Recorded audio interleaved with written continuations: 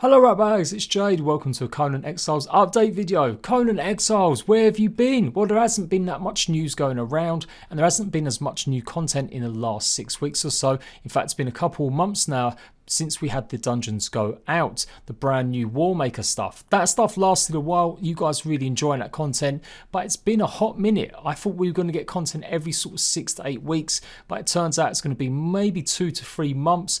Next content is coming though. The devs highlighted a bunch of new stuff in the stream, just happened today. I'm going to give you the highlights and a recap of it. I'm also going to talk about the DLC situation. Blood and Sand is the next DLC from Conan Exiles. We'll be coming out with update 37, which includes some changes to weapons, animations, and the new stuff that you're seeing right now. But we're also going to be taking a look at Riders of Iboria. Are Funcom delaying it because they want to add mounts? It's just a theory, but based on what the devs are saying and not saying, I've got a good feeling, or at least I really hope they're adding mounts in the future.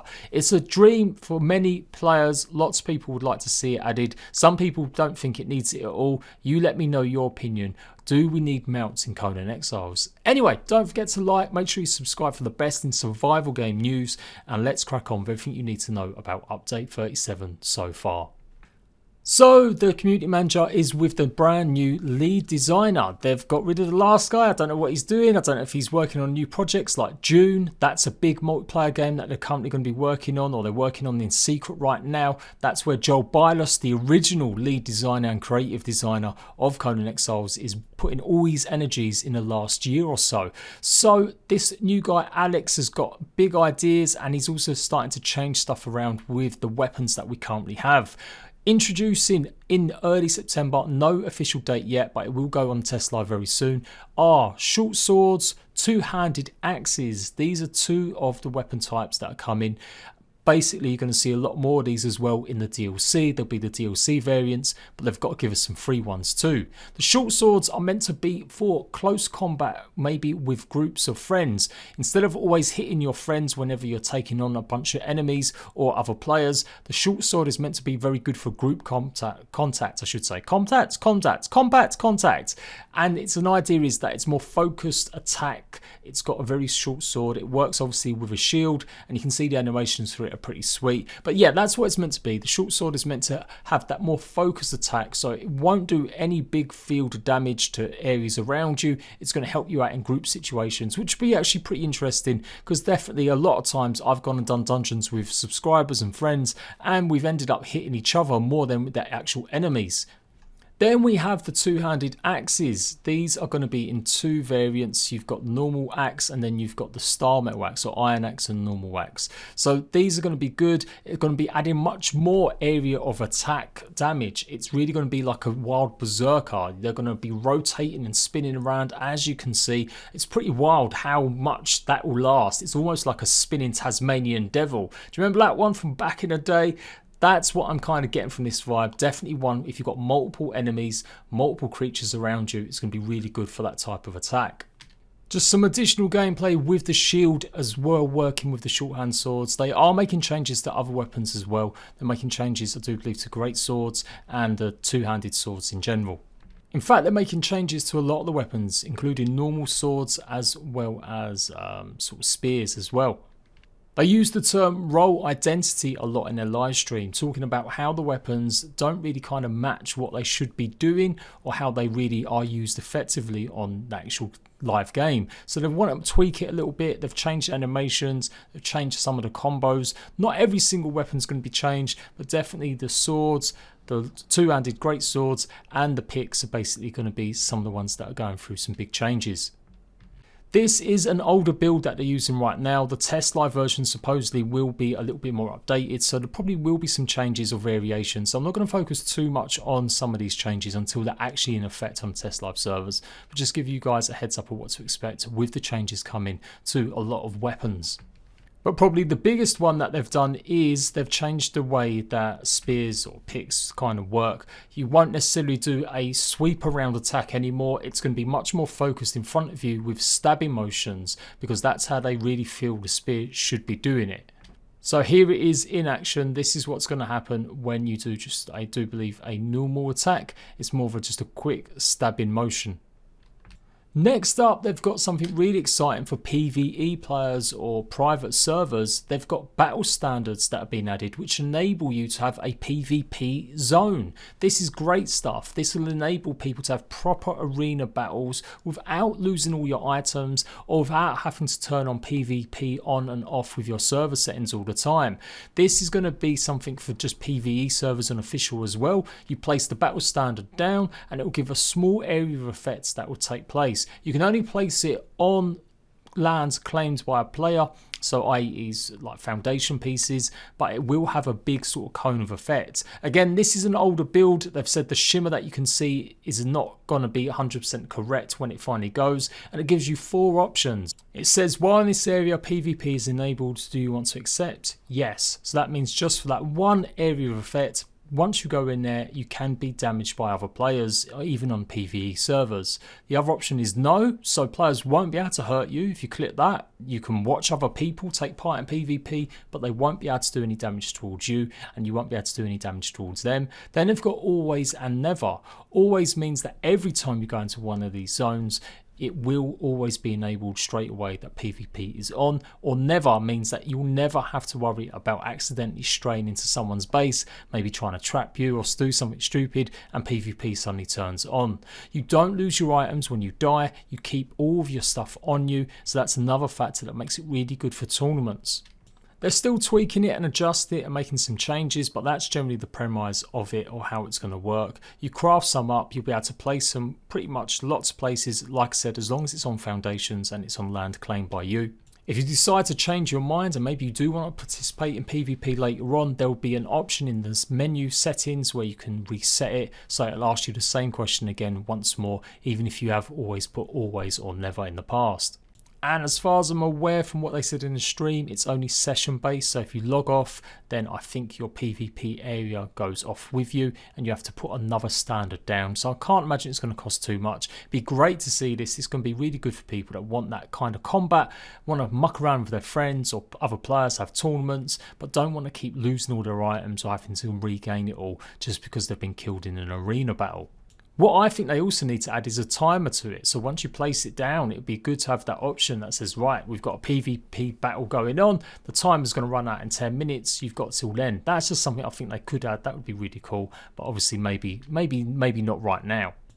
People in chat asked if they could have the opposite on PvP servers, maybe peace claims. So you could basically put a flag down and it would mean that there was an area that was just no fighting, could maybe go and sort out trade deals, talk to other clans, but not worried that you're going to suddenly be attacked. I think that's a great idea. They didn't seem too keen on that though. They said it could be open to exploitation and abuse. So this is only going to be for PvE servers or PvE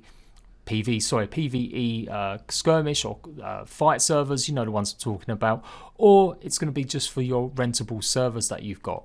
So the next thing that adds in as part of the free update 37 is memory of oils, so basically oils that you can apply, and more modification kits. Sometimes though they're going to have buffs and debuffs. Weapon oils are like the sort of top tier of weapon buffing that you can do. And you get these by, of course, exchanging fragments of power at the unnamed city. And the chat is frozen again, unfortunately. Unfortunate. So we'll just open that back up again.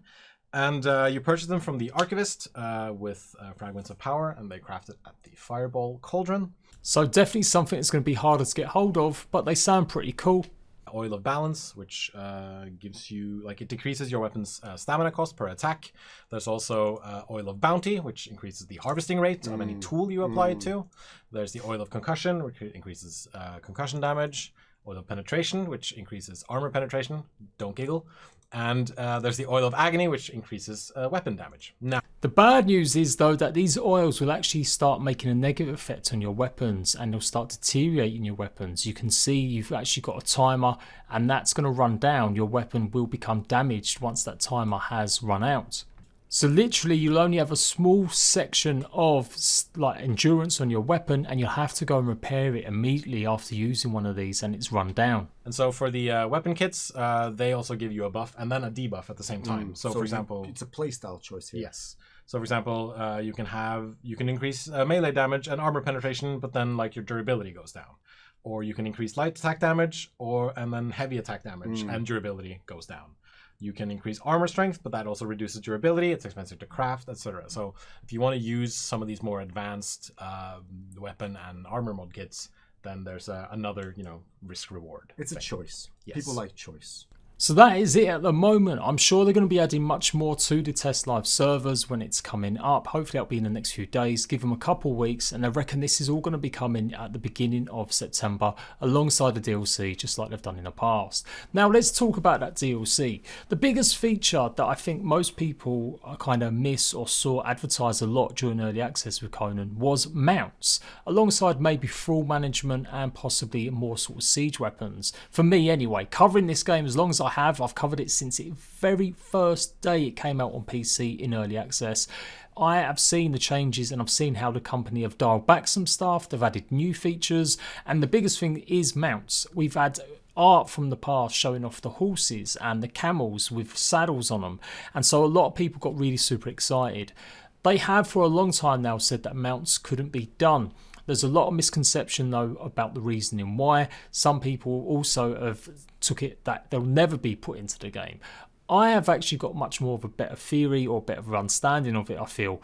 From what I saw was they did have an initial issue with getting mounts into the game during early access, mainly because, just like I use this example all the time, like Minecraft or maybe even DayZ when you're riding a car, consoles have real problem keeping up with the speed of it. Ark doesn't have that problem as much, but the landscape and the stuff that spawns around it is really troublesome for Conan. So when you're running around on something really speedy like a horse or a camel, it just can't load in the rest of the world quick enough, or the chunks literally the land underneath you will suddenly disappear.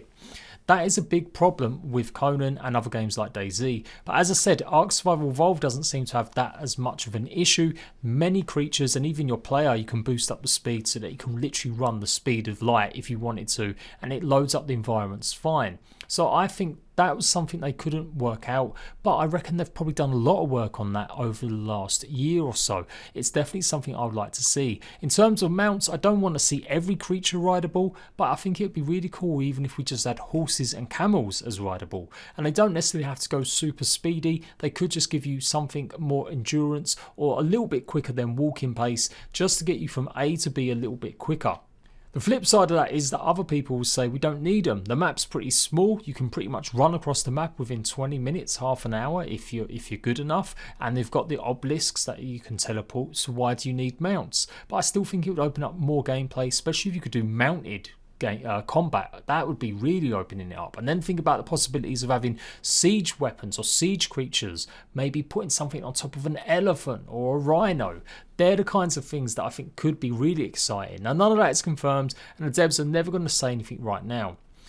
I do think they're working on it. I think they've been working hard on it, because the Riders of Iboria DLC, you cannot have a DLC come out called Riders of Iboria if you can't actually ride the creatures. It just doesn't make any sense. It was the strangest thing I saw when they announced the DLC in the Season Pass 2 that Riders of Iboria was coming. Immediately I thought, right, they must be adding mounted creatures to the game. It just makes no sense whatsoever to have a DLC called Riders when you can't actually ride anything.